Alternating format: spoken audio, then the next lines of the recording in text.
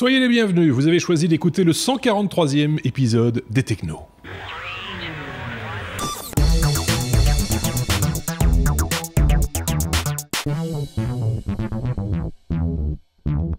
Avec l'équipe de choc de cette semaine composée de ce côté-ci de Bruno. Salut Bruno, depuis le Luxembourg et depuis le Brabant Wallon. Le Brabant Wallon, donc voilà. la périphérie, la grande périphérie bruxelloise, on va dire ça pour nos amis français, pour qu'ils comprennent bien. Sébastien, ça va Sébastien ? Bah écoute, ce sera un numéro différent. Voilà. Je vous renvoie à l'épisode précédent qui était épique, hein, il faut bien le reconnaître. Voilà. Plein de bonnes informations, mais notre ami Sébastien était un petit peu remonté, on va dire patché. Ça comme ça, hein, patché, puisque celui-ci, courageusement, cette fin d'année, a décidé, et c'est tout à son honneur, d'arrêter de fumer. Et donc, du coup, il y a quelques artifices, entre guillemets, qui font plus office de test, j'ai l'impression. Il se prend pour un Kobe. C'est intéressant. Il y a des choses intéressantes qui se passe. Et on verra s'il va y arriver. On lui souhaite en tout cas. Tous nos voeux t'accompagnent, Sébastien, dans cette lutte acharnée contre la clope. Oui. Nous avons eu un différent, toi et moi, parce que je ne suis pas sûr. Il y a quelqu'un qui avait posté « Faut y aller à l'électronique ». Et j'étais persuadé, d'après le nom, et je me suis peut-être fourvoyé que c'était une femme, et tu me dis que non. Mais non, Vianney est un prénom masculin. Non, c'était pas Vianney, c'était Dominique. Un truc comme ça. Non, c'était Vianney. Par contre, son nom de famille avait une consonance féminine parce que se terminait par un tu vois, je pensais qu'on avait une auditrice. Je me dis putain, ça y est. Oui, mais je te rappelle que sous nos latitudes, c'est le prénom qui marque le genre de la personne en question, et non pas le nom de famille ou le patronyme. Voilà, pour la précision de langue française, si c'était nécessaire. On a eu du courrier des auditeurs tout plein, et on a fait tout plein de réponses. Hein. Sébastien, celui-ci, mais également l'autre qui s'occupe plus de crypto-monnaie, mais d'autres sujets également. Mais en général, quand il y a des questions sur ces sujets-là, c'est lui qui s'y colle et qui les aborde. Donc tout ça, ça a été réglé, je pense, Sébastien. On t'a fait quelques propositions aussi, je pense. Oui, on m'a proposé plein de trucs illégaux que je ne prendrai pas. Les patchs, c'est déjà beaucoup. Oui, l'idée, c'est de quitter une addiction, c'est pas pour en prendre une autre. Hein. Voilà. Il faut être très très clair, Sébastien. Et quoi d'autre sinon? Non, sinon, j'avais fait une boulette sur un numéro, sur un sujet au niveau de l'Ethereum, et je vous renvoie sur les commentaires parce que Sébastien a largement expliqué le tout. Parfait. Donc, quand il y a une boulette, il faut le dire aussi. On le reconnaît volontiers. Il n'y a aucun souci avec ça. On peut faire des erreurs. Ça nous arrive. Et après la boulette, on tire la chasse. Et puis après la boulette, voilà, exactement, si vous voulez. C'est une image, bien sûr. Je tiens à le préciser. Je ne suis pas sous patch. Hein. Non, c'est clair. Mais on va voir s'il va tenir la longueur. Bon, allez, on peut donc aborder directement notre abécédaire classique avec la lettre A. A comme Apple, si vous le voulez bien, Bruno. On va parler d'Apple qui aurait vendu 3,9 millions d'Apple Watch au 3e trimestre de cette année. Oui, c'est pour moi, c'est Apple, c'est moi. C'est toi qui les as tous achetés. C'est moi qui... Non, j'ai pas d'Apple Watch. Non, j'ai pas d'iPhone, donc j'ai pas d'Apple Watch. Non, effectivement, ils communiquent pas les chiffres de vente des Apple Watch, pas encore, du moins, ils ont peut-être encore honte de ce chiffre-là.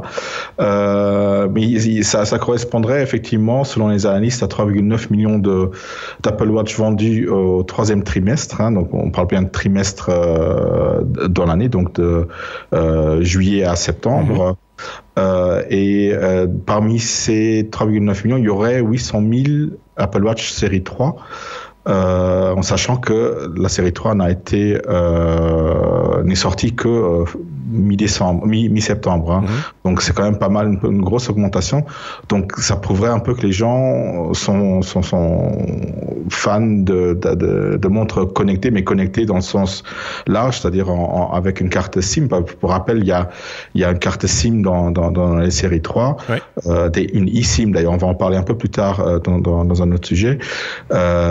Et apparemment, c'est ça qui fait le grand succès. En sachant aussi que en Chine, pour l'instant, le modèle est bloqué parce qu'il n'y a pas toutes les autorisations pour justement cette carte SIM encore en Chine. Donc, ça risque encore d'augmenter les ventes. Donc, voilà, 3,9 millions d'Apple Watch, ça ferait une augmentation de 50% d'année en année, ce qui est déjà intéressant.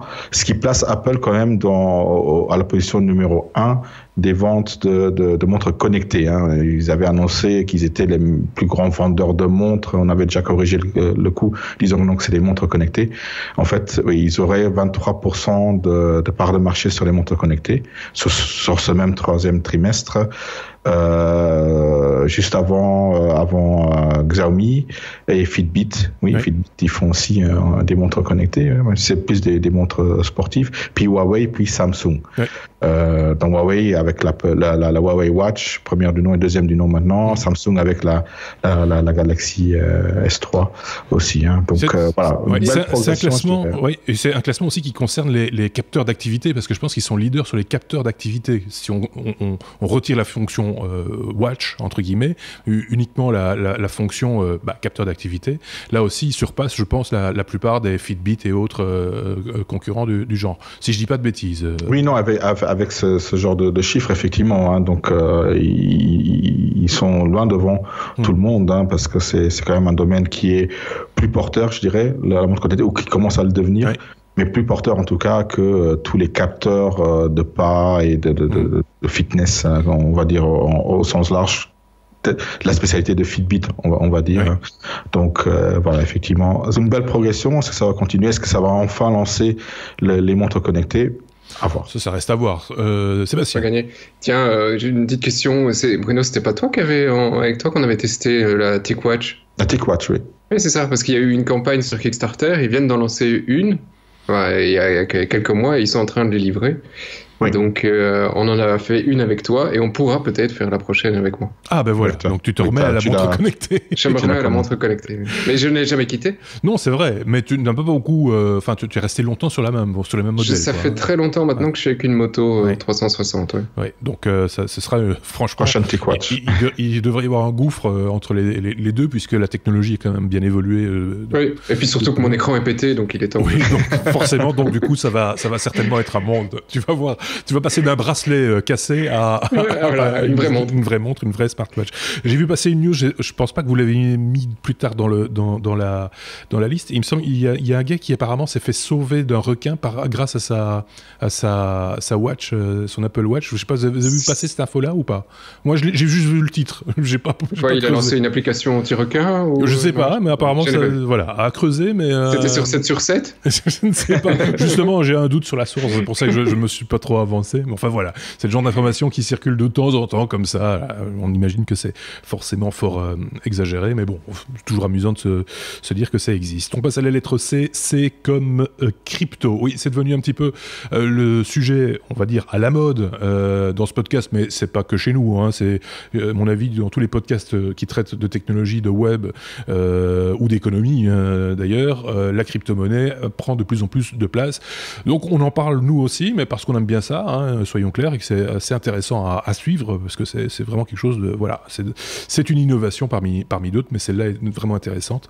On va parler, Sébastien, de Mastercard, qui s'intéresse aussi à la crypto-monnaie, tout d'un coup. Oui, alors...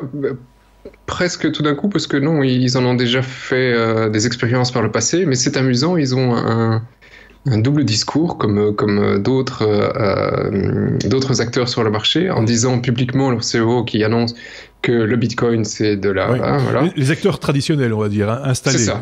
Les acteurs installés, ils critiquent très très fort, et donc Mastercard critique très très fort le Bitcoin et compagnie, et en même temps, ils viennent de déposer un brevet qui, sans parler de crypto, quand on analyse toute l'explication de ce qu'ils veulent faire, avec un paiement et sur quelque chose qui est signé, distribué, etc., enfin, c'est de la crypto, sans mettre le terme crypto dans le brevet, mais voilà, ils voudraient faire du paiement de personne à personne, instantané, et voilà. Alors c'est assez compréhensible. S'ils arrivent à le faire, eux, vu le nombre de porteurs de cartes qu'ils ont, ils pourraient très bien faire des choses très intéressantes. Hein. Ils sont installés. Hein. Tout le monde quasi a une carte qui leur appartient, parce que Mastercard, ce n'est pas que Mastercard, c'est Mastercard, Visa, Maestro. Oui. Donc en Belgique, si on ne prend que la Belgique, nous avons tous une carte de Mastercard dans notre portefeuille. Donc ils ont le marché au complet.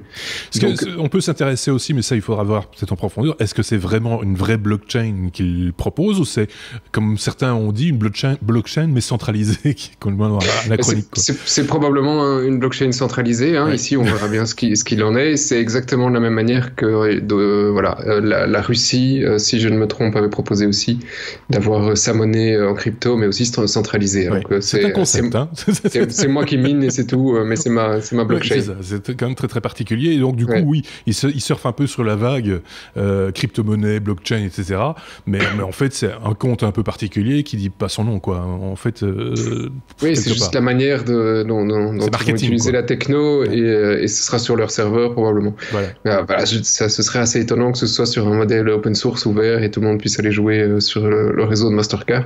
J'ai pas l'impression que c'est leur image. Tiens, Bruno, toi tu dois savoir ça, tu vis dans un pays ô combien bancaire, je sais pas encore la Suisse, mais le Luxembourg, il y a quand même beaucoup de banques. Est-ce qu'on parle des crypto-monnaies dans ton entourage au Luxembourg, crypto-monnaies, bitcoin, etc. C'est quelque chose il y a un débat autour de ça ou pas? Commence à en avoir un au niveau du gouvernement et au niveau légal, effectivement. Donc oui, on est quand même là où ça se passe dans les banques, donc ils sont intéressés en première ligne, et il faut qu'il y ait une base légale pour que ça soit reconnu aussi par les banques, par les acteurs financiers. Donc là, on commence à en parler. Ça va venir dans les prochains mois, à mon avis. L'année prochaine, ça va rentrer dans la législation luxembourgeoise d'une manière ou d'une autre. Donc là, ça commence à il y faire aura un cadre, quoi. Oui, c'est ça. Oui, il y aura un cadre légal. Voilà. Ouais. Donc affaire à suivre. Comme je le disais en introduction, c'est un sujet qui, effectivement, à mon avis, on en parlera encore en 2018. Ça me semble assez évident. Sébastien, tu voulais rajouter un truc peut-être? Oui, je voulais rajouter qu'il y avait aussi on en a pas mal parlé aussi cette semaine en Europe et en Hollande. À chaque fois, les banques centrales européennes et hollandaises ont à chaque fois rappelé aux citoyens européens que nous sommes que, attention, les cryptos, c'est gentil, mais ça reste dangereux, et les ICO, donc les levées de fonds de crypto, eh bien voilà, c'est de l'argent. Si vous mettez de l'argent dedans, c'est de l'argent que vous pouvez perdre, donc n'y mettez pas toutes vos économies. Donc c'était juste un petit warning. Oui, bien sûr. Et puis je pense que les gens sont de plus en plus, en tout cas ceux qui s'y intéressent, conscients que les wallets, comme on en avait parlé avec Ethereum il n'y a pas tellement longtemps, là aussi c'est un maillon faible entre guillemets dans la chaîne, sans parler de la blockchain, mais dans la liaison qu'on puisse avoir avec la crypto-monnaie. Donc tout ça, les gens commencent à en avoir une certaine conscience, une certaine réalité qui commence à apparaître tout d'un coup pour beaucoup de gens. Donc voilà, c'est pas mal aussi d'être bien informé, c'est important. Ah oui. Ça me fait penser, mince, j'aurais dû le mettre cet article, mais il était exceptionnel. C'est qu'il y a le créateur de BitTorrent qui s'est aussi relancé sur la crypto, et qui a annoncé, mais ça c'est une micro-news, a annoncé qu'il allait effectivement il fonder une société, il a les fonds et il va commencer l'année prochaine pour faire de la crypto, mais éco-responsable, c'est-à-dire qu'il ne consommerait pas toutes les ressources de la planète comme le fait le Bitcoin aujourd'hui, parce que c'est quand même une bonne centrale nucléaire derrière. Oui, c'est vrai que là, on en parle peu, mais il y a des ressources énergétiques qui sont utilisées pour miner du Bitcoin, l'électricité qui est utilisée dans les serveurs, etc. Mais surtout en Chine. En Chine en particulier, oui. Oui, surtout en Chine, parce qu'ils la donnent gratuitement, parce que c'est de l'électricité hydro machin brol, donc faite par l'eau, je ne sais plus, sortez. Il faut m'aider des jours comme ça. L'hydroélectrique, quoi. L'hydroélectrique, voilà, c'est ça. Il n'y a pas que ça en Chine, il y a beaucoup de centrales charbon aussi encore. Oui, mais c'est l'hydro qui produisent en trop, et donc le surplus, comme il s'est perdu, ils la donnent gratuitement à des boîtes autour pour faire de la crypto. C'est pas complètement idiot. Faut être clair. On n'en a pas tout à fait fini justement avec les lettres et la crypto, Sébastien, parce que tu veux nous parler de Square qui rajoute le paiement par Bitcoin. Ouais, alors Square, je sais pas si vous vous souvenez, on n'en entend plus beaucoup parler, cette boîte. C'était une énorme start-up il y a 3-4 ans. On entendait partout parler parce que c'était des gars qui avaient mis un petit écouteur, un petit micro sur un iPhone, et on swipait la carte pour faire du paiement, et donc ça permettait de transformer son iPhone en terminal de paiement très facilement. Évidemment, quand Apple a enlevé le jack, c'est plus difficile de faire ce genre de truc. Des appareils Android qui le permettent, a priori. Oui, bien sûr, ou alors ils doivent faire du Bluetooth, mais ils perdent le truc qui coûtait 1 euro à produire, et donc là, voilà, ça devient plus problématique. Mais soit. Donc cette boîte, effectivement, permet à beaucoup de commerçants de faire des paiements très facilement. Et donc ils ont aussi une application de gestionnaire de portefeuille un peu comme nous on a chez nous en Belgique. pour ceux qui nous écoutent en Belgique, un Bancontact, où on peut avoir des paiements Bancontact de personne à personne grâce à l'application. Eh bien, ils permettent ça aussi, Square. Et depuis peu, ils ont donc une série de leurs utilisateurs qui ont la possibilité d'acheter de la crypto, du Bitcoin, de le revendre, et le but c'est de pouvoir aussi se l'échanger. Alors on ne peut pas encore payer en magasin avec le Bitcoin, mais apparemment voilà, c'est la future étape. Square s'intéresse aussi à proposer du Bitcoin dans son wallet. C'est un wallet très connu, donc ça, quand ça a été annoncé, ça a donné un petit coup de boost. Et ben, c'est évidemment, je pense que ça passera par ça aussi, des outils simples, clairs pour tout le monde, sécurisés. Ça fait partie également de la progression dans le positif entre guillemets du Bitcoin, mais de toutes les crypto-monnaies de manière générale. On aura l'occasion d'en reparler. On va quitter le sujet pour attaquer la lettre E. E comme I. SIM. E comme eSIM si vous préférez. C'est la fameuse SIM électronique, c'est-à-dire la SIM virtuelle. Bientôt, Bruno, on n'aura plus besoin de cette petite carte qui est de plus en plus petite d'ailleurs dans nos smartphones.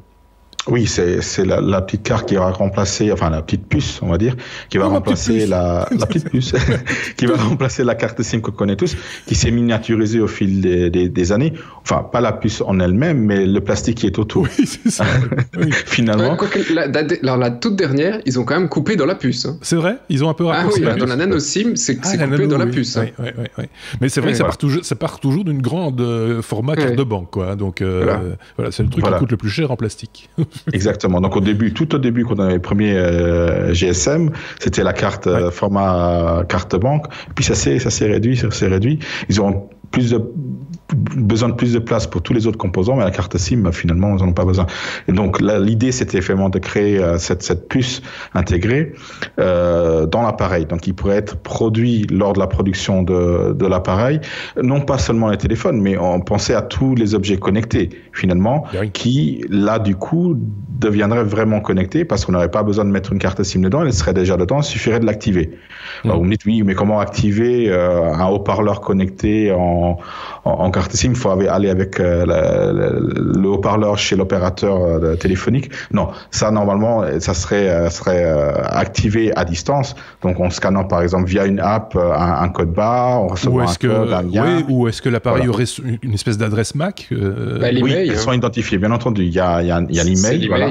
Oui, c'est ça. L'email et automatiquement, il se connecterait à un réseau sans avoir la connectique en entier, mais juste pour s'activer et pour être activé à distance, ce qui permet aussi d'avoir un partage du même numéro de téléphone, par exemple, sur différents appareils téléphoniques, voire dans ce cas-ci, pour l'Apple Watch, on en a parlé tout à l'heure, d'avoir le même numéro sur son Apple Watch que sur son téléphone, de laisser son téléphone à la maison, d'aller faire son jogging qu'avec son Apple Watch et de quand même recevoir ses appels. Oui. C'est ce qui en fait le succès des nouvelles montres connectées, on va dire.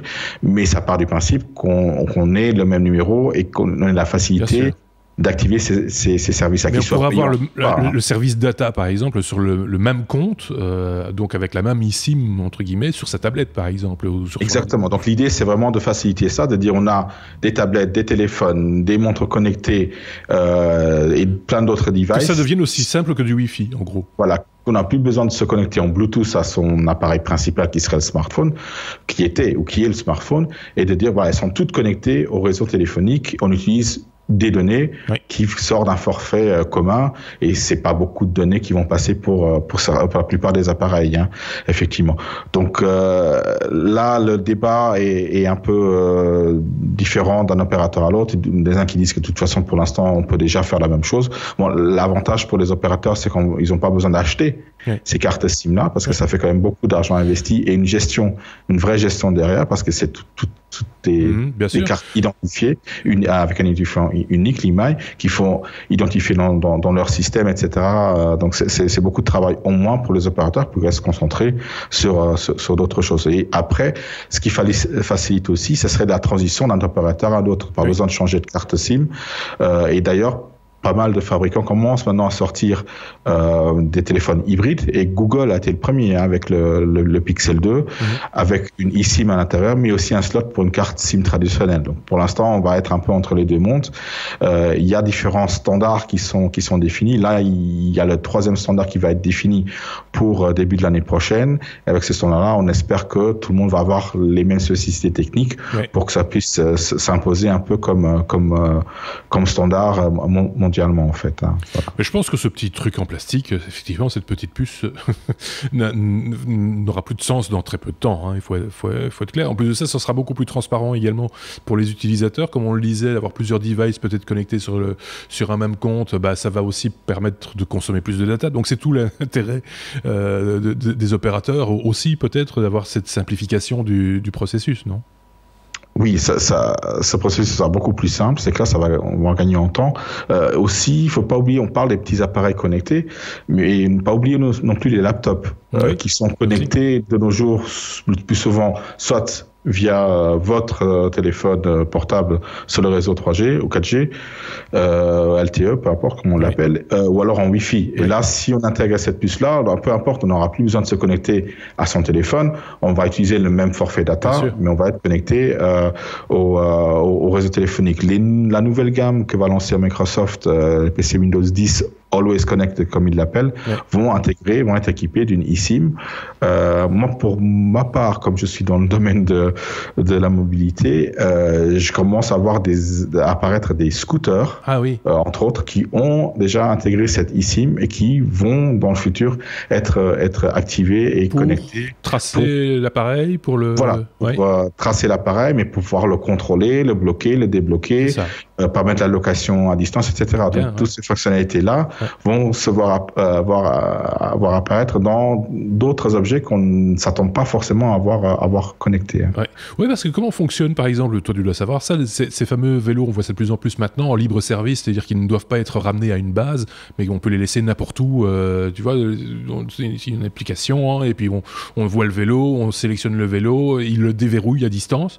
Oui, ils ont une carte SIM. Ils ont une carte SIM, d'accord. Ils ont pour l'instant encore une carte SIM, dans la plupart. Donc ils ne sont pas encore passés à l'eSIM, mais effectivement, ils ont une vraie carte SIM intégrée, comme les Tesla. Les Tesla ont aussi une carte SIM, ils sont connectés en permanence avec la centrale. D'ailleurs, ils peuvent te bloquer ta Tesla quand tu veux, où tu veux. Ils peuvent te donner des ressources supplémentaires, on en avait parlé aussi, quand il le faut, te donner un petit peu d'autonomie en RAB, parce qu'ils en gardent un peu en réserve, ils peuvent débloquer cette limite à distance. Ils l'avaient fait, je pense, quand il avait fallu évacuer au Texas, je pense, au moment des problèmes météorologiques, ouragans et autres, ils avaient débloqué cette fonctionnalité sur les gens qui étaient possesseurs de Tesla.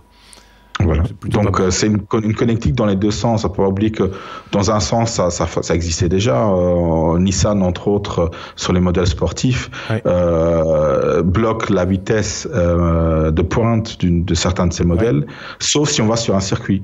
Donc les données GPS débloquent en fait la vitesse maximale. Mais ça c'est pas des données envoyées dans les deux sens. Donc ici on parle vraiment d'une connectique poussée. Voilà. Ce sera bien nécessaire à Bruxelles, puisqu'il paraît qu'il y a un projet, ou en tout cas un projet à l'étude pour mettre tout le monde à 30 km/h dans la capitale de l'Europe. Donc voilà. Ce serait bien si on arrivait à tous à 30. Oui, parce que moi, j'ai regardé la dernière fois que j'ai regardé mon compteur, le maximum, ma moyenne, puisque c'était 27 km/h. Donc, à mon avis, les vélos vont être en infraction à tous les coups. Mais bon, c'était juste une petite parenthèse suivie d'un petit coup de gueule en même temps, par la même occasion. C'était la lettre E comme eSIM. Merci Bruno. On passe à la lettre F comme Facebook. Parce que de ce côté-là, il y a de temps en temps aussi des actus. Enfin, il y en a régulièrement, mais elles ne nous intéressent pas toutes. Mais là, celle-là, tu l'as pointé du doigt, Bruno, et t'as bien fait, puisque Facebook fait le ménage et supprime quelques grosses pages de buzz. Vous voyez, ces pages qui souvent, on en voit apparaître les posts parce que les amis ont partagé, parce que ça fait le buzz, forcément. Hein. C'est des contenus que tout le monde se partage dans tous les sens. Et des fois, ces pages de buzz sont embêtantes, manifestement, pour Mark Zuckerberg, Bruno. Oui, en fait, le problème n'est pas les pages en elles-mêmes, mais c'est plutôt la façon dont ils arrivent à avoir des likes.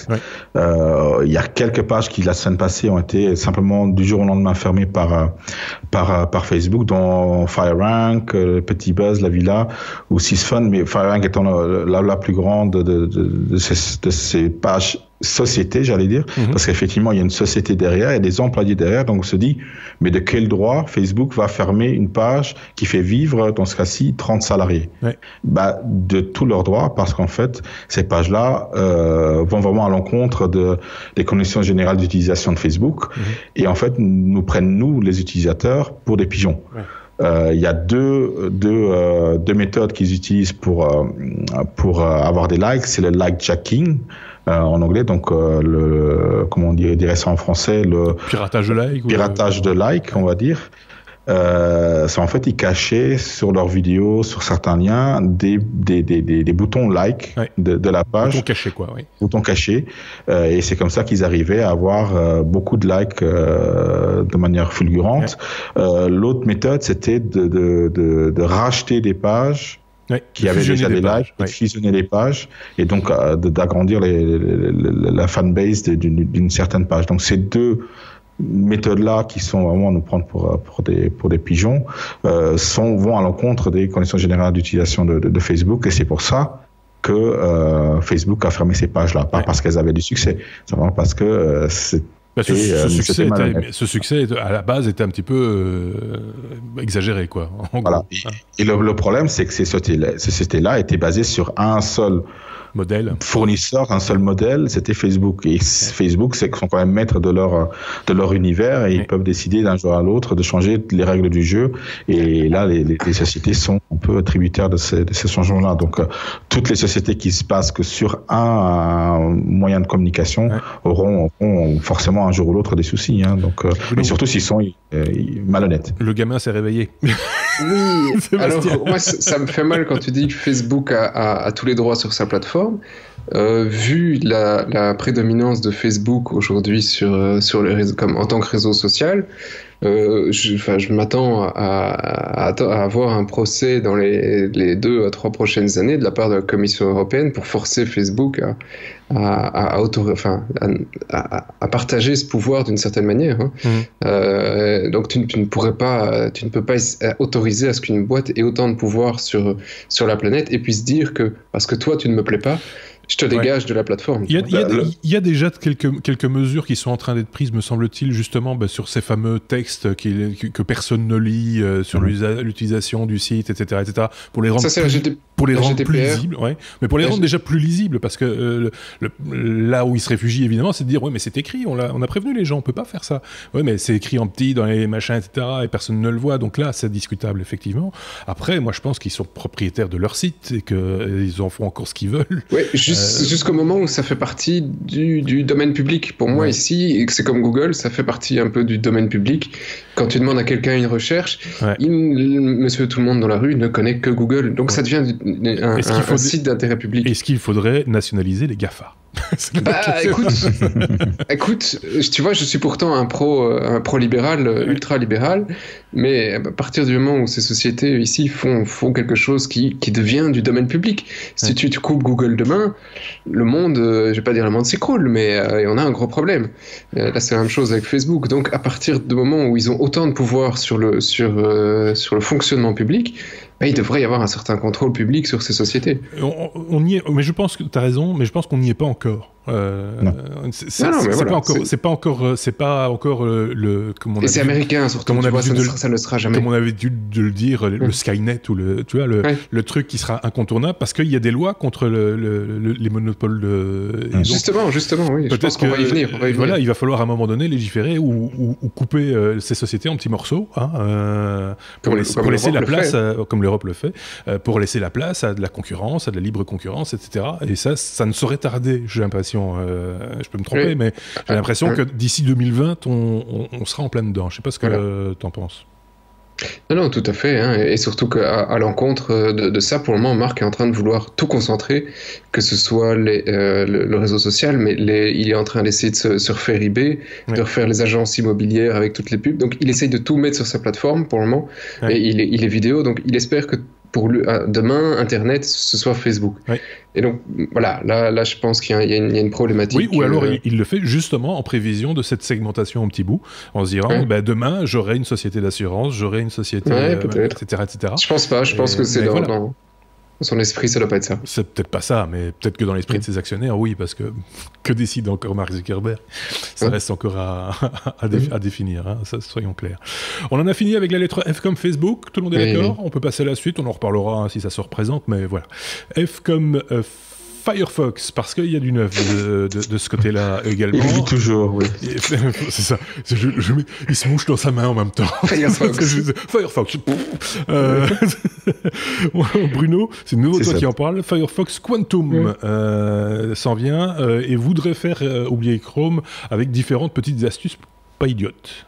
Oui, moi, ça fait des années que je suis passé à Chrome, pour être honnête. Moi aussi. Je jette un... Oui, côté obscur peut-être, si tu veux, bon, peu importe. Mais Firefox, c'était mon navigateur avant. Ouais. Et je jette quand même toujours un œil sur toutes les... J'ai quelques navigateurs installés sur toutes mes machines, et Chrome et Firefox en font partie. Et je fais toutes les mises à jour et je teste à chaque fois toutes les versions de Firefox, toutes les versions de Chrome. Je suis resté jusqu'à présent sur Chrome. Là, la dernière version de Firefox, donc Firefox Quantum, qui est la version 57, il faut dire que il y a un petit plus, il y a un petit push. D'ailleurs, ils ont tout, apparemment, tout réécrit. Et elle serait 30% moins 30% gourmande en mémoire vive que Chrome. Ce qui est un argument qui pour moi, je serais tenté presque de dire que c'est l'argument massu. Dans le sens où, en termes de fonctionnalité, plugin, machin, etc., les deux pour moi sont vrai, oui. Et ça se vaut, soyons clairs. Et que donc, voilà, si effectivement on peut avoir le même résultat, mais en utilisant moins de ressources, c'est pas plus mal. Et je pense que là, effectivement, si c'est le cas, c'est un argument. Oui, effectivement. Donc, il faut juste pas oublier que là, en changeant cette version, une grande mise à jour, ils ont changé tout le moteur aussi des plugins. Ouais. C'est surtout les plugins qui vont rendre le navigateur lent.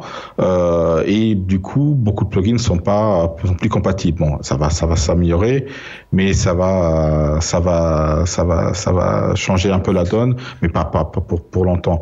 Après, oui, moi j'ai testé les deux. J'ai trouvé que Firefox, effectivement, a été maintenant un peu plus rapide que Chrome. Après, est-ce que ça va justifier de passer de l'un à l'autre? Faut laisser un peu de temps, mais je te dis un coup d'œil. Ceux qui sont partis de Firefox il y a quelques années, je pense, comme beaucoup de gens. Ouais. Faut pas oublier que Chrome, il représente à peu près 60% des parts de marché. Firefox, plus que 15.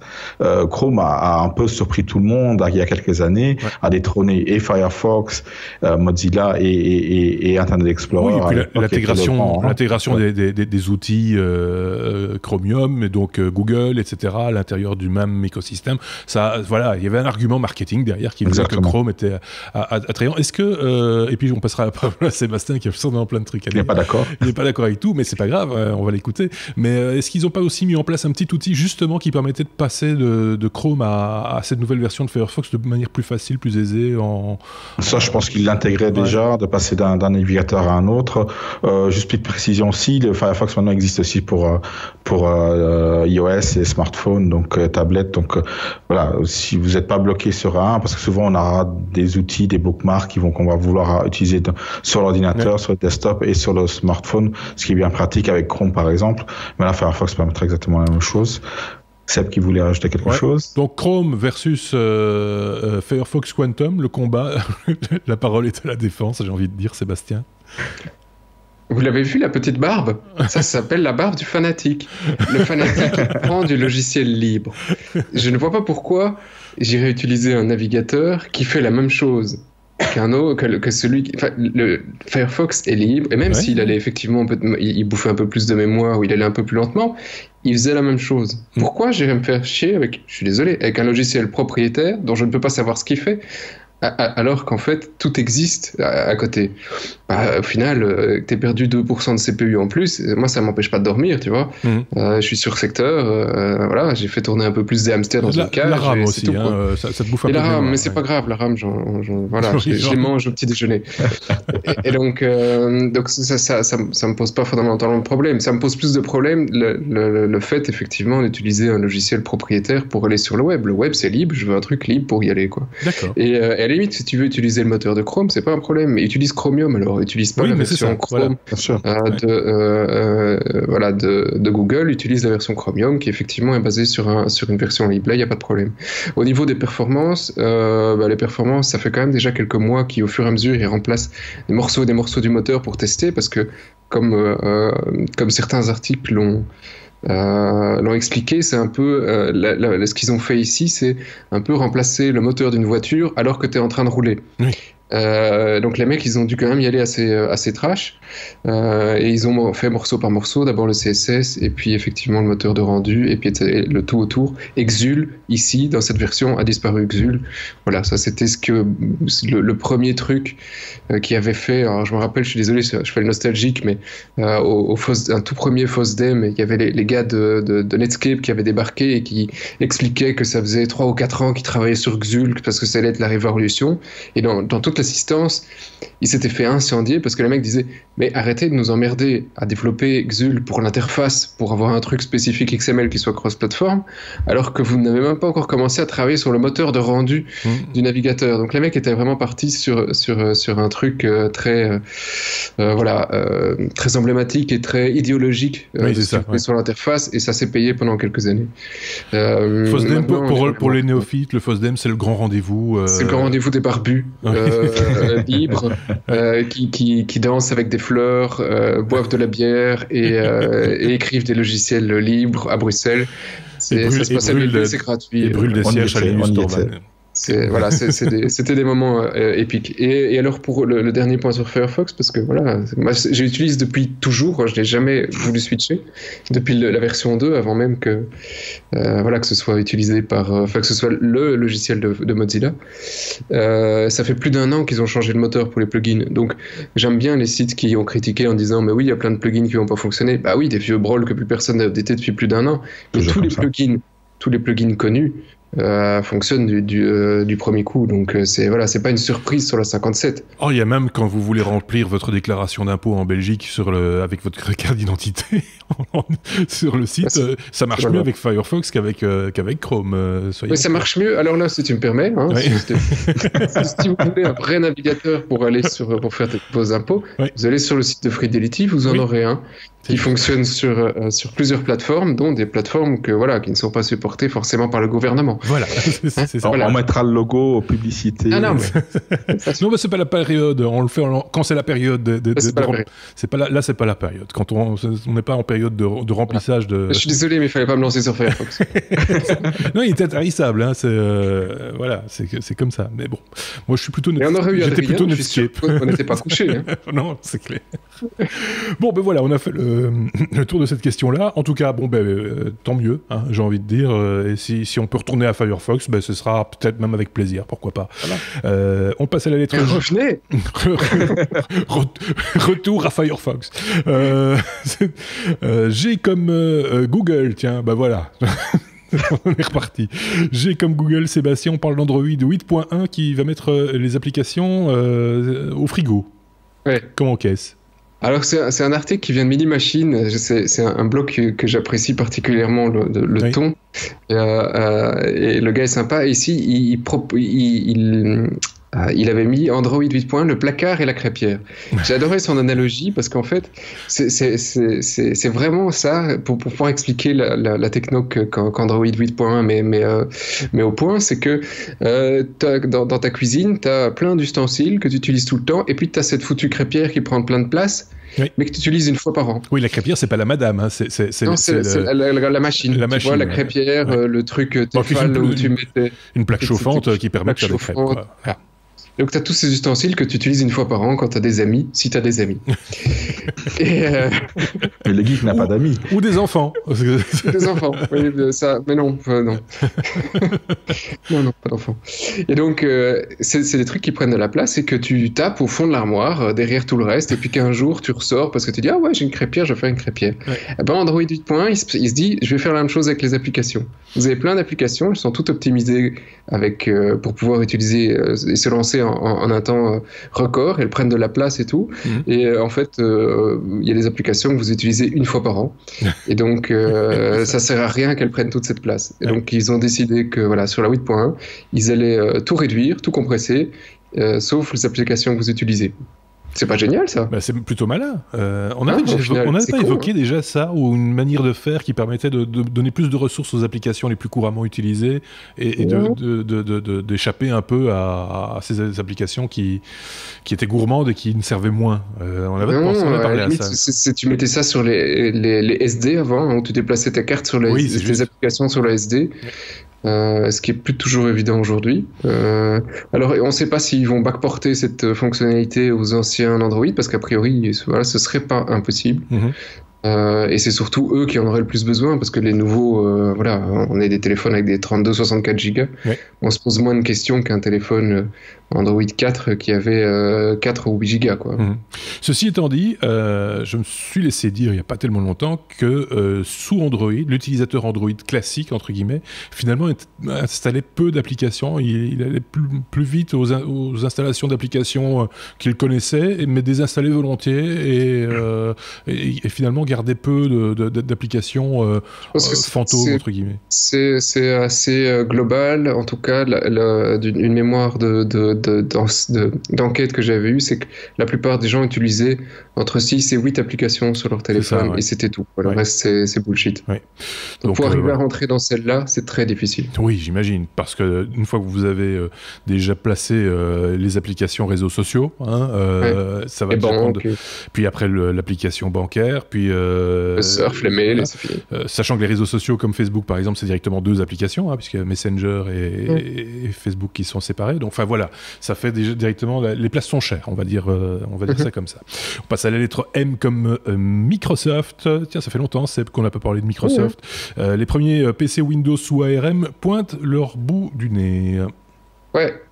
Voilà, merci. Alors, c'était l'information. On en a déjà parlé. On avait parlé de ça, Windows 10, Microsoft voulait redébarquer sur l'ARM alors qu'ils s'étaient pris la branlée de leur vie en faisant un Windows ARM par le passé, que personne n'a voulu parce qu'il n'y avait aucune application qui tournait dessus. Donc ça me semblait assez logique. Et qu'ici, ils revenaient avec une version ARM, mais avec un genre d'émulateur, entre guillemets, qui nous permettait de faire tourner tout ce qui était x86, comme si de rien n'était, sur l'ARM. Donc voilà, ça c'était pour les bases, mais ça c'était juste c'est ce qu'ils allaient faire. Et maintenant, effectivement, on a les premiers PC qui ont été annoncés par l'un et par l'autre, enfin pas annoncés mais fuités habilement sur l'un ou l'autre site.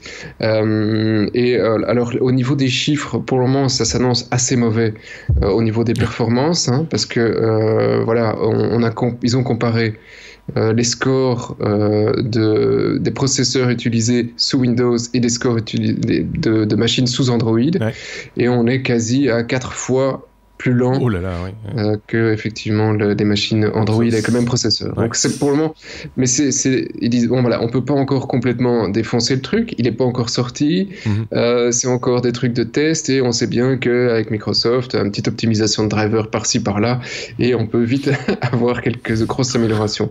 Donc là on devra voir ce qu'il en est quand on aura un réel produit sous la main, mais l'énorme avantage c'est qu'on va avoir des machines qui sont vraiment pas chères. Les fameuses micro-machines dont on a déjà parlé, petites machines chinoises ou autres, qui ne payent pas de mine au départ, mais qui peuvent vont encore pouvoir descendre moins cher. Oui, c'est ça. Et puis qui vont pouvoir rendre des services. Les objets connectés aussi, peut-être, non ? Tout sur de l'ARM, tu vois, tu pourrais même mettre une montre, tu pourrais avoir une montre avec un Windows complet si tu as envie.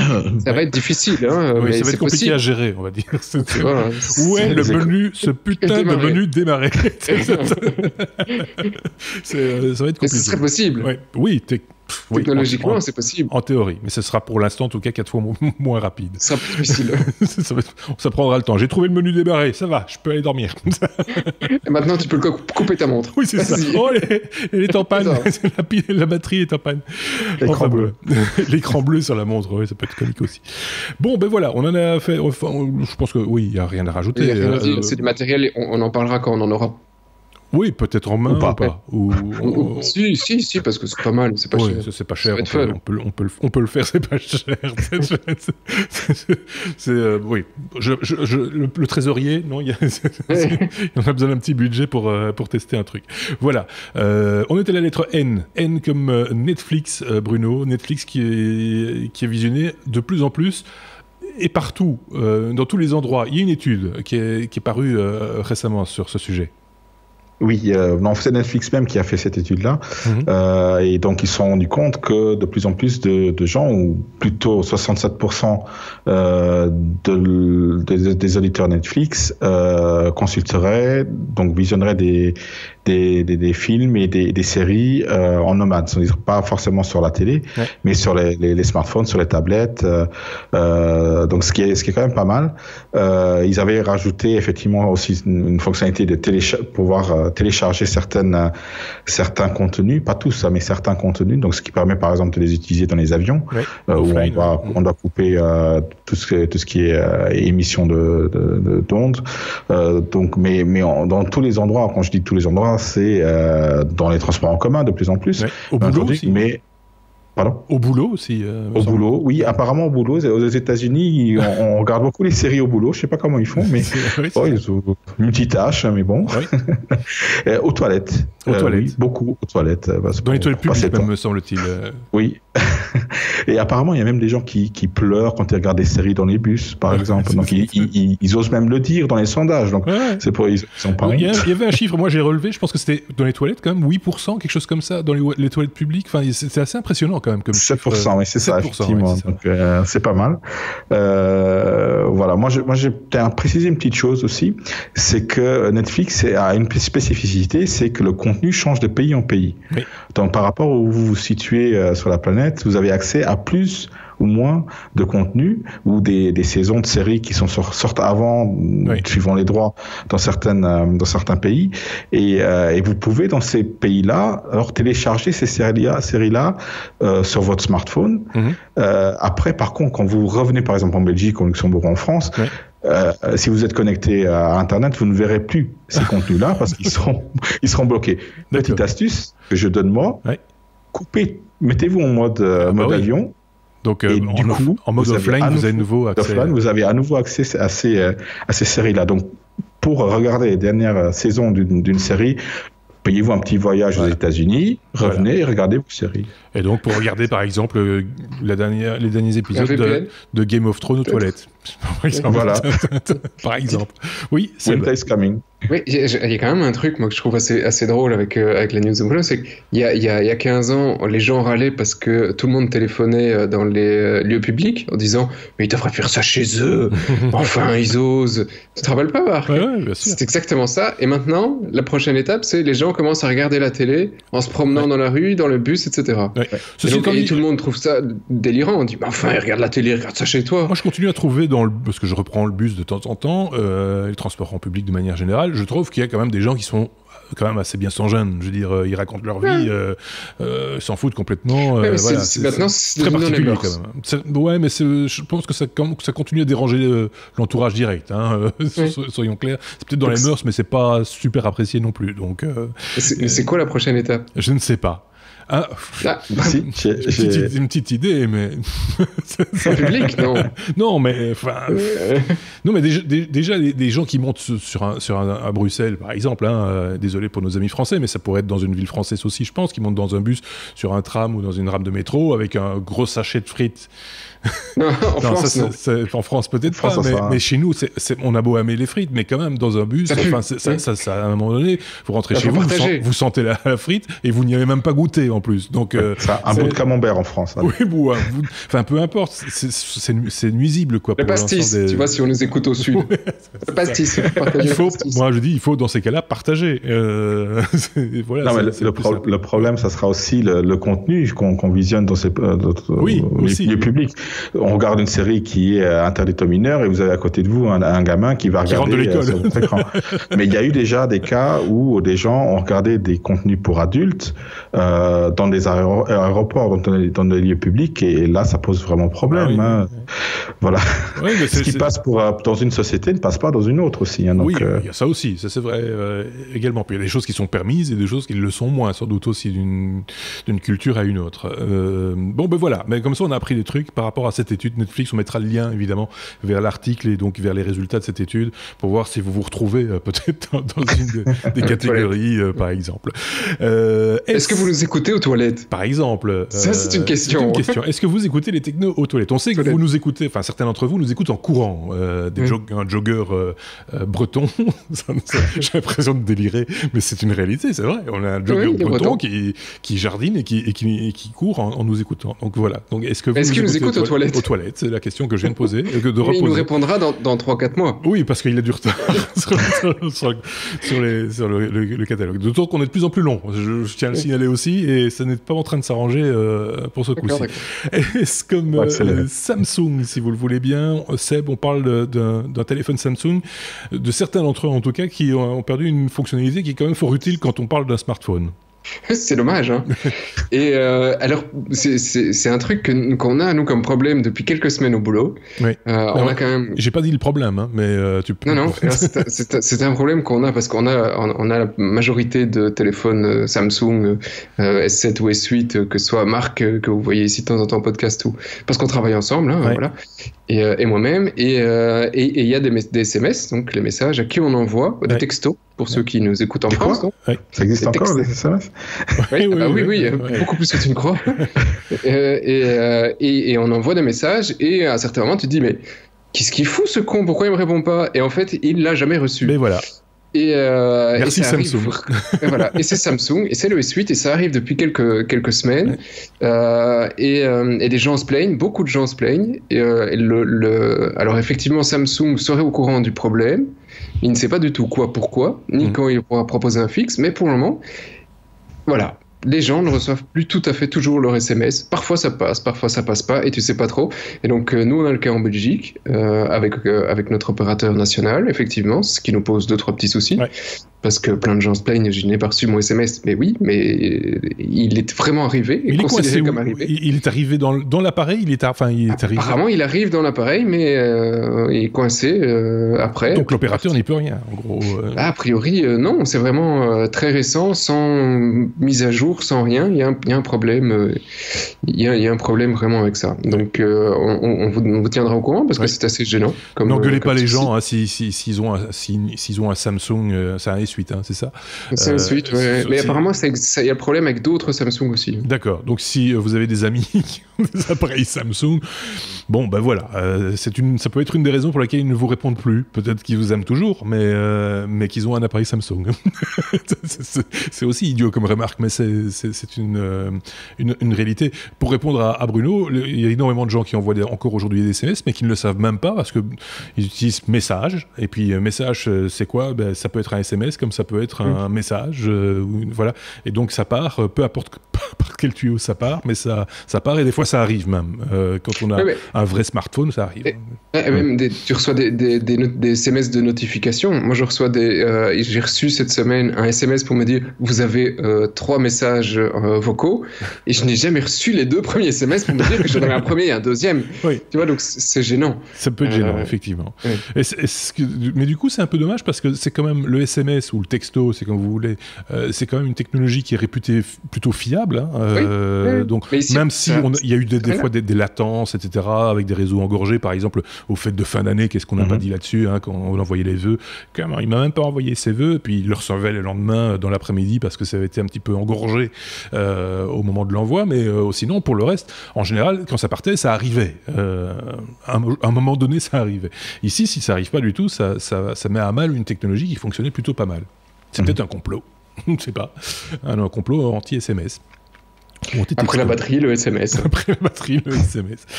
On leur aura tout fait. Est-ce encore, pas comme Samsung, mais comme santé cette fois-ci, Sébastien, vous parlez de médicaments connectés.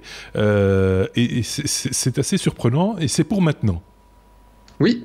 Et c'est une petite pilule, mais c'est pas n'importe laquelle, c'est aux États-Unis, et c'est la première qui a été approuvée par la FDA, donc la Food and Drug Administration, qui donc donne son feu vert à toute drogue, médicament, ce qui devrait arriver sur le marché.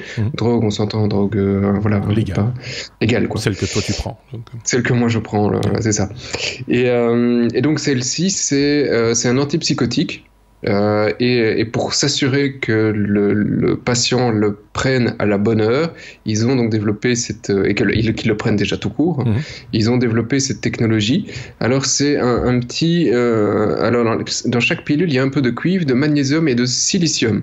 Alors ça ne dit pas ce que ça fait effectivement ingérer à forte dose, donc ça on en reparlera un jour peut-être, mais ça permettrait grâce à ces trois composés d'avoir un petit signal électrique qui lui est récupéré par un petit capteur qu'on te tape sur le ventre et qui lui communique en Bluetooth avec ton téléphone. Donc c'est un genre de petit patch mais sans nicotine qui permet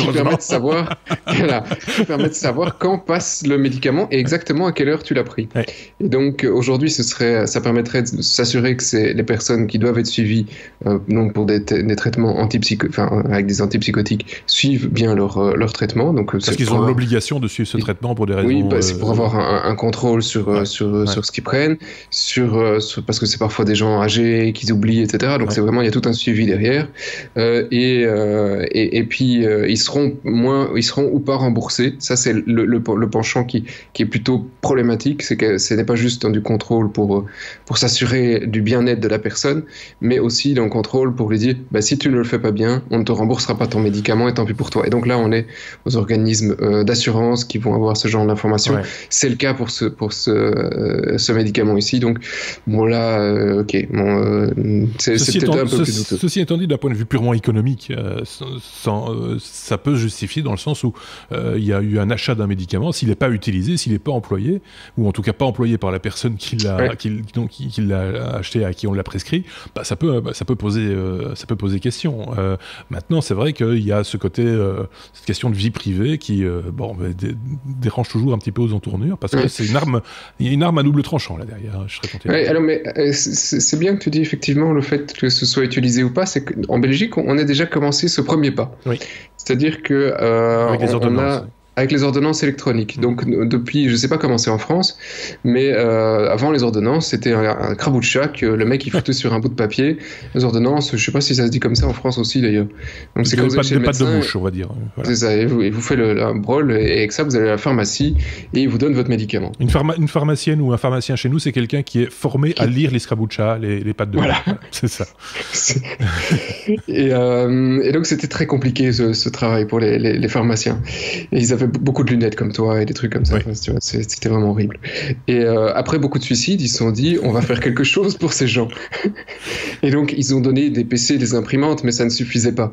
Et donc ils ont décidé que maintenant on ne pouvait plus utiliser ce petit bout de papier, mais que le médecin il avait un PC, il mettait le médicament et c'était envoyé au mutuel. Et grâce à ça, quand tu allais à la pharmacie en donnant ta carte d'identité, parce qu'en Belgique on a tous une carte d'identité électronique avec une petite puce. Comme les Lituaniens. Comme les Lituaniens, on donne sa carte et grâce à ça, on a ce médicament. Voilà. Là, ce qu'il faut savoir, c'est que le système ne le dit pas, c'est que grâce à ça, le médecin sait que tu as été chercher le médicament, ce qu'il ne savait pas avant. Et donc lui, là, il sait ce qu'il te prescrit et il sait si tu suis maintenant son traitement ou pas. Alors pour nos auditeurs belges, soyons précis, vous recevez encore pour l'instant, tout le monde, si vous allez chez le médecin, il vous le sort encore en papier parce que on est dans une période transitoire. Transition, parce que le système ne marche pas toujours. On est en Belgique. On est en Belgique, d'abord on invente un système et puis après on essaie de le faire marcher. Donc c'est un peu ça l'idée, mais fondamentalement c'est pas complètement idiot, sauf qu'il y a plein de problèmes qui viennent avec, du genre quand on est en consultation chez un patient, comment est-ce qu'on fait pour imprimer le petit bout de papier pour l'instant, parce qu'il faut encore l'imprimer comme papier témoin, on va dire, sur lequel il y a un code barre, on vous rassure, on a quand même bien fait les choses, il y a un code barre que le pharmacien va scanner et va dire effectivement je vois l'ordonnance, elle est prévue ici. L'autre avantage aussi, c'est qu'avant le médecin faisait une ordonnance et le scrabucci, la patte de mouche de la date était souvent illisible. Or normalement une ordonnance, en tout cas en Belgique, est valable 2 mois. Ce qu'il faut savoir aussi. Là, maintenant, si vous allez avec l'ordonnance électronique, on va dire ça comme ça, si vous êtes dépassé d'un jour, on vous vend pas le produit. Voilà. Ou alors on vous le vend au prix coûtant et sans remboursement. Voilà pour la petite histoire. Mais les choses évoluent gentiment. Je sais pas comment c'est au Luxembourg. Bruno. Il n'y a pas de loi encore qui dit qu'on a l'ordonnance sur un petit papier ou imprimé, mais la plupart des médecins l'impriment maintenant. Il n'y a pas de... tout le monde n'a pas une carte d'identité électronique. Oui, on commence à l'avoir au Luxembourg, mais c'est pas obligatoire. D'accord. Donc on l'a choisi ou pas. Donc là, on peut pas encore lier ça à la carte d'identité, quoique il y a un numéro ça pourrait être lié à une carte. Ça pourrait être lié très bien. Avec une carte de sécurité sociale, quoi, je veux dire. Voilà. Mais pour l'instant, il n'y a pas d'obligation de le faire comme ça. Il n'y a pas de système centralisé, en tout cas, pour le faire. Mais bon, on est très, très lent à la détente de ce côté-là, au Luxembourg aussi. Oui, Seb. C'est vrai que quand tu regardes, on se dit toujours qu'on est en retard en Belgique, mais quand tu vas voir dans d'autres pays, au niveau électronique, d'un point de vue gouvernement électronique, on n'est pas si mal loti quand même. Parce ça que commence à être bien. Parce qu'en plus, maintenant, on commence à regrouper les fonctions sur des sites qui sont frères, entre guillemets. Ça revient un peu... Réseau de santé, où tous les documents sont agrégés pour tous les médecins. Donc, ça commence à être beaucoup plus lisible pour le public aussi, parce que c'était pas le cas au début, parce qu'on remplissait ses déclarations sur un site avec une adresse imprononçable d'un côté, de l'autre côté, c'était sur un réseau santé avec un nom en anglais que personne ne retenait. Enfin voilà. Maintenant, on commence à regrouper un petit peu les choses sous une seule bannière, je vais dire, et donc ça va bien être. Enfin, je vais parler en français parce que ça va être bien un jour. Quand ça fonctionnera parfaitement, on va dire. Mais c'est pas si mal, c'est surtout quand tu t'en vas à l'étranger que tu te rends compte que on a quand même déjà vachement évolué sur ces systèmes électroniques grâce à la carte d'identité, ce qui est impossible dans d'autres pays parce que personne n'a ce médium. Donc voilà, la Belgique a produit plein de choses. Cocorico, comme on dit en France, mais en Belgique aussi, on le dit parce que on a un coq. Le coq wallon, c'est l'emblème de la Wallonie, le coq. Et donc voilà, on a ce qu'on est connu pour le chocolat, Benoît Poelvoort et les cartes d'identité. On passe à la lettre. Trucs qu'on veut pas se souvenir. Ouais, aussi. On en a quelques. On a des casseroles aussi. Il faut pas s'imaginer. On est à la lettre S comme sécurité après santé. Bruno. Et c'est pas le mien. Quoi? T'as vu, c'est sécurité. Oui, c'est sécurité, mais c'est pas le tien. C'est l'histoire. Tiens, là, il faut. Je suis fatigué aussi, moi. L'iPhone 10, je vais y arriver. Et sa reconnaissance faciale mise à mal par un fils et sa maman. Oui, effectivement. Donc là, il est vraiment sorti, l'iPhone X. Beaucoup de gens l'ont et en parlent. Et on en parle aussi, nous. Mais là, je parle surtout de la reconnaissance faciale, qui est un peu la most important feature de l'iPhone X. Donc la fonctionnalité la plus parlée, la plus utilisée, soi-disant, de l'iPhone X, c'est la reconnaissance faciale qui, grâce à ces capteurs-là, devrait être très bien et parfaite, contrairement à d'autres de la concurrence. Mais là, voilà, le fils d'une dame, on semblerait indienne a priori, se ressemble beaucoup. Oui. Et le fils, très simplement, sous des conditions de lumière basse, a pu à plusieurs reprises il se ressemble très fort quand même. Oui, il se ressemble très fort. Après, c'est normal. Un fils peut ressembler à ça. C'est un peu normal. Sinon, c'est pas son fils. Pour faire simple, le système, on peut le corrompre sans grande difficulté. Moi, j'ai vu un autre test réalisé par nos confrères de On refait le Mac, un excellent podcast, mais qui ne parle que de Mac. Et ils ont fait un test avec des jumeaux qui se ressemblaient aussi très très fort, et ils l'ont débloqué aussi. Donc voilà. Oui, donc c'est pas très sûr. Il faut savoir qu'il y a cette reconnaissance faciale, il y a tout le système de paiement d'Apple aussi. Donc c'est un peu un problème. Et puis après, c'est un problème d'intimité, de sécurité. Ce que dit la maman, moi j'ai des trucs sur mon téléphone, je veux pas que mes gosses voient forcément. Donc là, toute la sécurité promue par Apple, elle est un peu foutue en l'air. Donc tout nouveau système, tester, et ça marche pas très bien. Donc ça, on dirait un peu des amateurs et on dirait un peu Samsung finalement qui lance des trucs qui vont. Ah oui, j'ai un Samsung. Je vous montre ça. J'ai le site. Mais tu reçois pas d'SMS, c'est con. Je reçois pas d'SMS parce qu'il a pas d'amis. Je croyais que les SMS étaient morts en fait.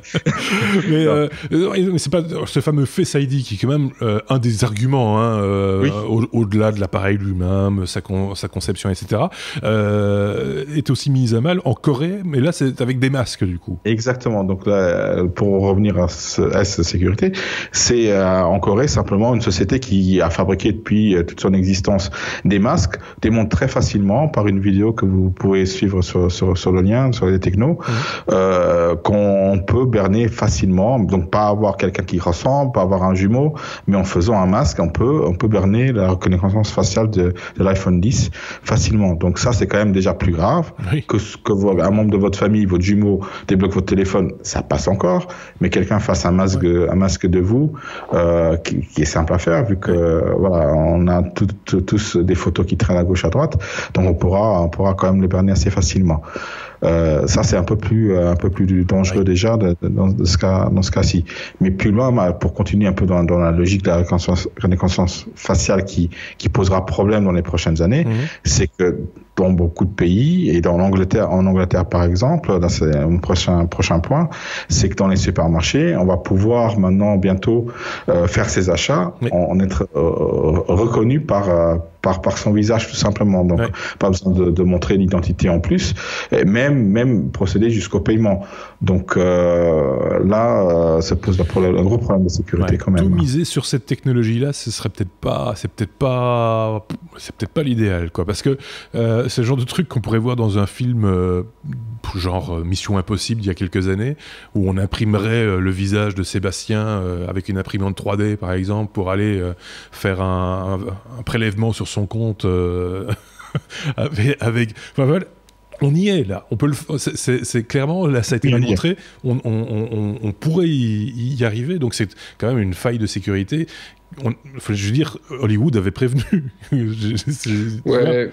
Enfin, si c'est exactement comme le type de paiement que tu peux faire avec une carte Visa sans code PIN, avec une limitation de 25 €, je pense. Voilà, c'est des paiements qui sont limités.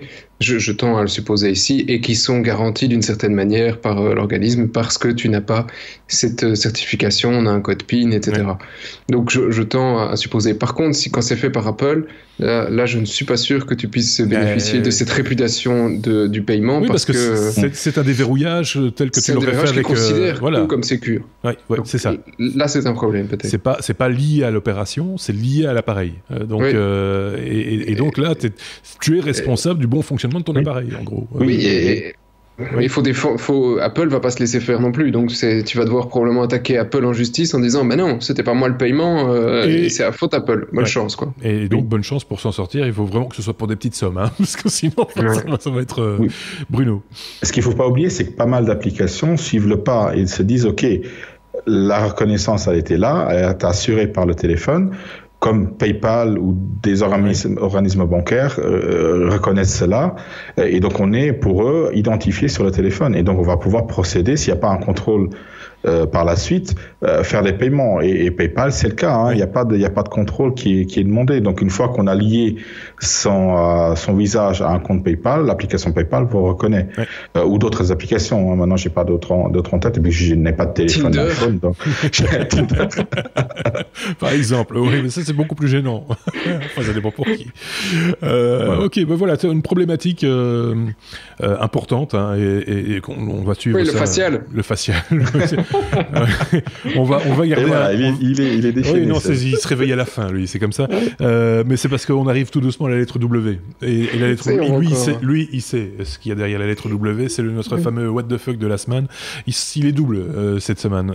D'une part, avec Bruno, on va parler d'un accident. Ça s'était produit la semaine passée. On n'en avait pas parlé d'ailleurs dans l'épisode de la semaine dernière. Du premier bus sans chauffeur qui a, c'est ballot, un accident dès son premier voyage. Oui, quand j'ai vu la news, en fait, ce qui m'a frappé, c'est que je me dis, mais ce bus-là, tu l'as déjà vu quelque part, tu l'as déjà pris. Oui. Mais c'était pas aux États-Unis. Oui. En fait, oui. Oui, parce qu'il faut dire que ça se passe à Las Vegas. Hein, Ça se passe à Las Vegas. C'est un parcours d'une boucle d'1 kilomètre. À Vegas. Reste à Vegas, voilà. Tout à fait. Mais là, du coup, c'est pas resté à Vegas. Et donc, c'est une société française, en fait, Navia, qui a lancé ces minibus-là. Et je les avais vus, moi, à Paris, à la Défense, en juillet. Ils avaient été lancés en juillet en mode test. Il n'y a pas eu de souci. J'ai vu slalomer entre les piétons et les poteaux et les voitures sans problème. Donc là, sur le premier parcours que le petit bus a fait à Las Vegas, au bout de 30 minutes, il s'est pris un camion. Enfin, c'est le camion qui s'est pris le bus plutôt, mais oui, voilà. Parce que c'est lui qui était en tort en plus. Hein. C'était une erreur humaine. C'était pas le bus. C'est une erreur humaine du conducteur du camion. Oui, mais ça, malheureusement, c'est ce qu'on a sur nos routes. Hein. C'est jamais nous, quasi, qui sommes en tort. Souvent, c'est pas nous. Les accidents, c'est ça. Ouais. Et je pense que ça va servir de leçon à cette intelligence artificielle, comment on va dire, qui est dans ces minibus-là et dans tous les autres qui vont suivre. Et je pense que d'autres systèmes sont un peu plus intelligents, ça il faut voir, mais il faut tout prévoir finalement. Il faut prévoir la bêtise humaine et il faut prévoir tout l'improbable sur la route. Mais tant que ça c'est pas le cas, il n'y a pas d'assurance. Mais en même temps, un être humain, un conducteur de bus aurait peut-être pas fait autrement. Bah non. Donc il ne faut pas donner la faute à l'intelligence artificielle, il faut donner la faute au conducteur de camion. Il faut bien s'entendre. On parle là bien c'est un minibus qui peut, je sais pas, ça embarque combien de personnes, 8, 12 personnes. Non, pas autant. 6 personnes. 6 personnes, bon. Mais c'est un véritable véhicule autonome. Il suit pas un fil dans la route, comme dans certaines usines ou des trucs comme ça. C'est un véhicule autonome. On l'a programmé pour aller du point A au point B, de revenir au point A. Et voilà. Et donc, c'est une première. Ça part mal, mais ça part d'un bon principe. Voilà, c'est le camion qui devait pas être là. C'est pas de chance. Sébastien voulait rajouter un truc. Bah, non, juste quand même, j'ai juste d'accord que c'est 1 heure, quoi. Oui. 30 minutes. Je veux dire, c'est de la technologie française. Oui, mais enfin, de la technologie française qui s'installe dans une ville, ville comme Las Vegas, c'est bien vendu. Oui, c'est bien vendu, mais ça va pas durer, hein. Je sais pas. Moi, je pense qu'il faut continuer, il faut persévérer. Il faut oui, à chaque fois, ils vont peut-être finir par tuer un Américain. Non, on va être censuré. On va être censuré. Je pense pas. Non, je pense qu'il faut persévérer et pas s'arrêter au premier obstacle. Voilà ce que je voulais dire. Oui, il faut prendre le deuxième. Il faut prendre le deuxième bus. Deuxième obstacle. Ça, c'était pour le premier What the fuck de la semaine. On va terminer avec le second What the fuck de la semaine et on va lui laisser la parole. Sébastien, on va parler de broadcast de la BBC qui était un peu bruyant. Explique-nous ça. Voilà. Et donc c'était un broadcast sur le Brexit en particulier. Donc c'est déjà un sujet à la con à la base. Et mais qui fait du bruit. Qui fait du bruit. Et donc c'était un broadcast en pleine rue et il y a un petit rigolo disco boy qui s'est amusé à faire une petite blague à la présentatrice et qui effectivement alors je sais pas ce qu'il a piraté, je ne me souviens plus, mais il a piraté un truc pour pouvoir diffuser du son. Mais le micro HF ou quelque chose comme ça. Non, mais dans la rue, mais suffisamment fort pour que effectivement la présentatrice ait le droit, et donc aussi tous les auditeurs, à un petit morceau de film porno pendant qu'elle était en train de raconter sa vie. Ouais. Donc voilà, ça c'était pur juste pour s'amuser avec la BBC. Mais le monsieur après a fait toute la vidéo et publié sur quoi, comment et qu'est-ce sur Twitter, ce qui a fait évidemment pas mal bouger sur les réseaux sociaux. Et la réaction était exceptionnelle de la petite dame, un petit rictus mais très pragmatique, très british, très british. Ouais. Je rigole et puis on a la vue de la BBC et la vue externe du gars qui l'a filmé, vraiment jusqu'au moment où on coupe la caméra, où là elle s'énerve, mais tant qu'elle était à l'antenne, elle était très british, professionnelle jusqu'au bout. Mais en même temps, bon, c'est vraiment de la blague. Excuse-moi, c'est de la blague potache quoi. Voilà, on va dire ça comme ça, c'est potache. Mais en même temps. voilà, c'est le genre de choses qui peuvent arriver, donc il faut pouvoir réagir. Et là, je trouve que la demoiselle a réagi avec professionnalisme. Et alors, la BBC a quand même commenté sur Twitter, parce que c'est parti en vrille sur Twitter, hein, tout le monde il y a des centaines de messages. Hein, maintenant, c'est ça les réseaux sociaux. Et la BBC a quand même réagi. Oui, quelqu'un proche de l'enregistrement jouait de la musique pendant que nous étions en live. C'est ce que vous pouviez entendre. C'était de la musique. Si la direction de la BBC a dit que c'était de la musique, c'est que c'était de la musique. C'est de la musique. C'est comme ça que ça se passe chez nos amis britanniques. Bon, ben voilà, c'est une petite news qui... Oui, voilà. ça mange pas de pain. Hein. C'est pas méchant. Hein. C'est pas méchant. Non, c'est pas méchant.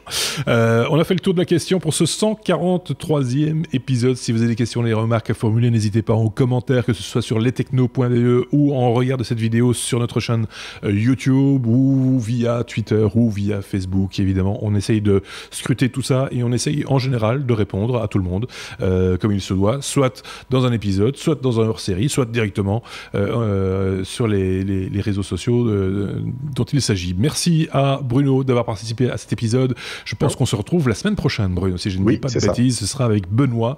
Et puis merci à Sébastien qui... je propose que tout le monde, tous les auditeurs qui sont d'accord, encouragent Sébastien à persévérer dans sa lutte contre le tabagisme. Mais non, mais ça part d'un bon sentiment. Voilà, donc n'hésitez pas à l'encourager, lui donner des trucs pour tenir le coup. Mais pas de la drogue, hein. C'est pas pour, il faut pas retomber dans un autre travers. Je veux dire, voilà. Merci beaucoup, merci à vous, à très bientôt. Au revoir.